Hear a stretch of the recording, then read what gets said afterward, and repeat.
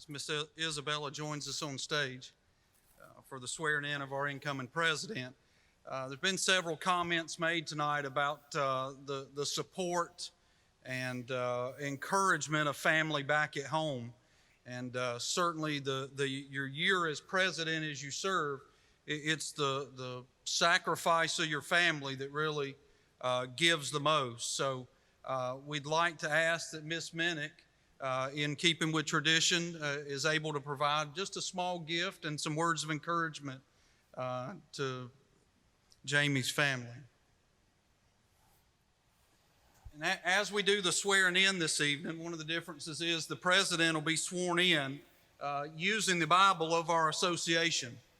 Earlier, when we presented a weapon essentially to our governor, I guess, or the key to the state, we talked a little bit about tradition and how important traditions are to the fire service, and just how much it means to us to be able to capture the history and continue some of those as we move through the fire service. And certainly the use of this Bible is in continuing part of that history and tradition. For many years, several hundred years, the state of South Carolina and the state of New York and New York City have shared a great relationship, things that date back long before the Civil War. And immediately after the Civil War, as many parts of South Carolina, and especially Columbia, were burning, it was the folks in New York who supported our state and sent equipment and other things so that our area could begin to recover and folks could return their lives to normal and our state begin to prosper. There have been a lot of folks, a lot of fire service pioneers in our state who have taken the opportunity. Chief Louis Barron's the first president of our association to travel and spend time with the firefighters of New York months at a time to learn their trade and return back to South Carolina to teach other firemen the tricks of our profession. Soon after 9/11 happened and the destruction that we saw to our country from those terrorist attacks, the Fire Service of South Carolina jumped in again. The association played a large role in raising over $1 million. That was some of the first financial support that was provided to the 343 firefighters that were lost in the World Trade Center. They were able to travel up, able to meet with those families and share stories.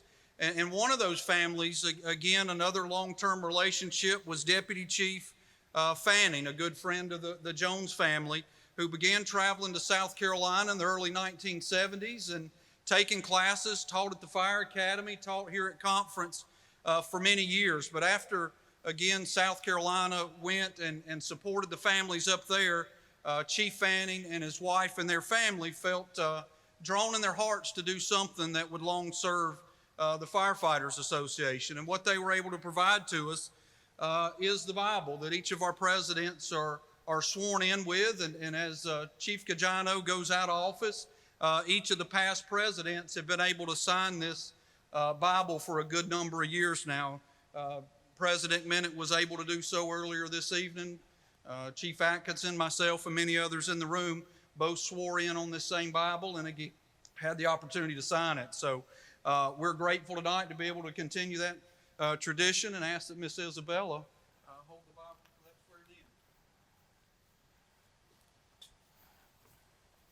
in. Raise your right hand and repeat after me, sir. I state your name, hereby swear. I, Jamie Caggiano, do hereby swear That I will support the Constitution and bylaws. that I will support the Constitution and bylaws And at all times bear true allegiance. and at all times bear true allegiance To the goals and purposes of the South Carolina State Firefighters Association. to the goals and purposes of the South Carolina Firefighters Association. I further swear to perform the duties and responsibilities. I further swear Duties and responsibilities. the duties and responsibilities Of my office to the best of my ability. of the office to the best of my ability. So help me God. So help me God. Congratulations.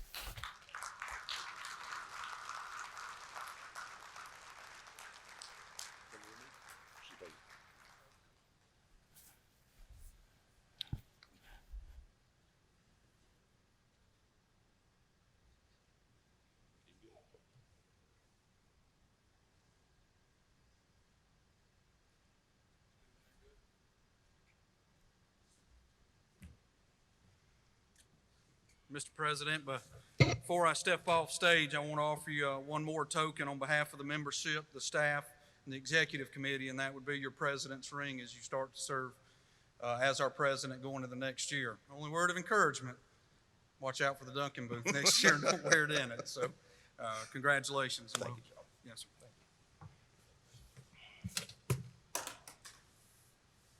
Charlie didn't tell that story. I think this morning he got up about 5:30, and we've been raising money for the Burn Kids Foundation, and Charlie was in it yesterday and couldn't find his president's ring. He searched his whole hotel room, went and searched his car. He thought it was gone. He came into the back parking lot here at this location where the Duncan booth were and for some reason, he just decided to look in the bottom of the Duncan booth, and there was his president's ring. So I'm not sure. I think maybe Miss Ashley, when she got in it this morning, might have got it out for him, but he found that, and thank goodness he did. I wrote this speech before I came, and I think I kept adding to it this week, so y'all sit back. No, it's not long. They laughed at me earlier. Wow, how humbling is it to stand up here and be sworn in as the president of this association?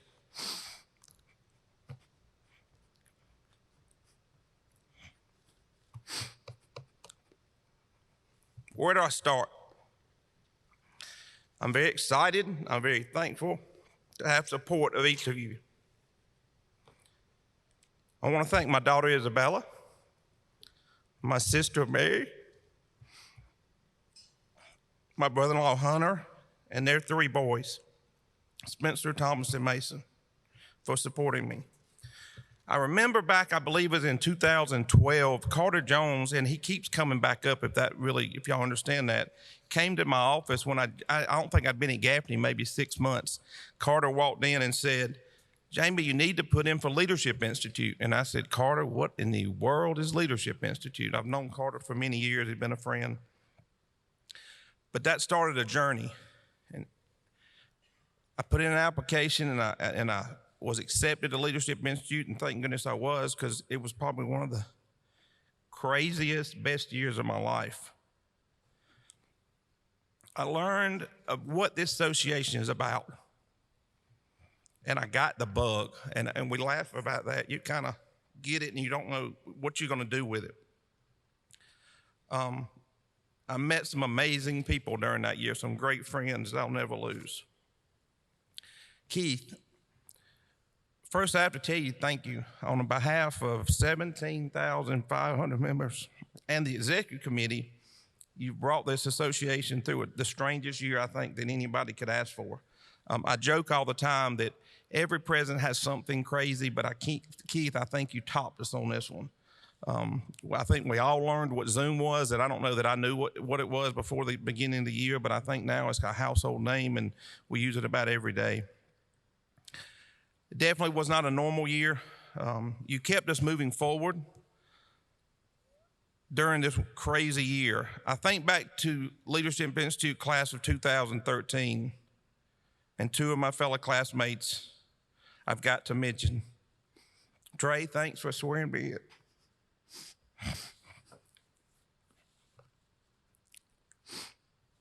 I don't know that executive committees are going to be the same without you sitting in the room. We give each other a hard time. We love each other to death, and just we go on with each other. Probably one of my funniest stories about me and Trey. Trey said, "Hey man, we're going to FDIC this year. Let's go. You come go with us. We got an extra room." I said, "Okay." Halfway to FDIC, Trey looks at me and he says, "Hey, I forgot my glasses." The bad thing was Trey's driving. And I said, "Trey, what do you need glasses for?" He said, "To drive." I said, "Well, pull over, I'll drive." And we took turns, me and him and Malcolm, driving up to FDIC and had a really good time. I think I was 14 or 15, but it was a great time. And needless to say, we didn't let Trey drive anymore. It was me and Malcolm the rest of the trip. Trey, you've served this association honorably. Not too many people can say they've done what you've done and served as past, as we call it, president. You served for 2 years, maybe 2.5 or something like that. But thank you for being a great friend and being a leader in the fire service. Josh, as a fellow classmate, I cannot say enough about what you've accomplished this past year. You've led your legislative committee this past year in receiving funding for something we've been fighting for many years. You're very close to securing the funding for PTSD reoccurring and the cancer program that we've been trying to get. As the governor spoke to earlier, we're almost there. Your committee has also secured the much needed funding that State Youth Star Team needed. Please thank your committee for the work, but more importantly, your friendship. I'm looking forward to this next year and working with you as the first vice president. This association has a staff that is second to none. Thank you for your hard work, what you do every day for the members of this great state. Charlie, thank you for your leadership and communications. You've kept us informed. I asked you the other day to always be honest with me and tell me when I was getting off track. Keep me between the lines, but during this next year, as you stated the other day, I'm sure you will be asking me to explain something. And you have the permission to ask me anytime you want to explain something. That's a joke between me and Charlie. That's what he says when he does not like what we've come up with. So I'm sure that'll be many conversations we'll have. This association has accomplished a lot in the past, but we've always have more to do. Benjamin Franklin once said, without continual growth and progress, such words as important as achievement and success have no meaning. To the exec committee, our members expect success from us. I know each of you will lead your committee with great success. You have never disappointed. Randy, congratulations on your new position as fourth vice president. You earned it, and I expect great things from you, and I know that you will definitely hold up those expectations. I challenge each committee member to work hard so we can continue to grow and progress and be successful. To the members of this association, I ask you to be one thing, and that's being all in. Someone asked me what that means, and what do I mean by that? Each member of this great association needs to be all in. They need to know that their association is there for them and provides so many different services. You as an individual have to decide what you want from your association. You might want to attend conference. You might want to use one of the many services we offer. You might want to get involved in a committee. You might want to attend one of our training sessions. You might want to join leadership.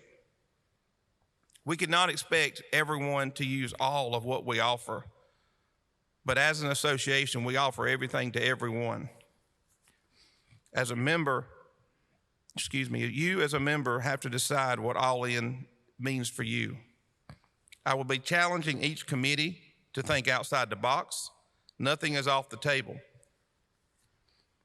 If you think it's good for the members, then let's make it happen.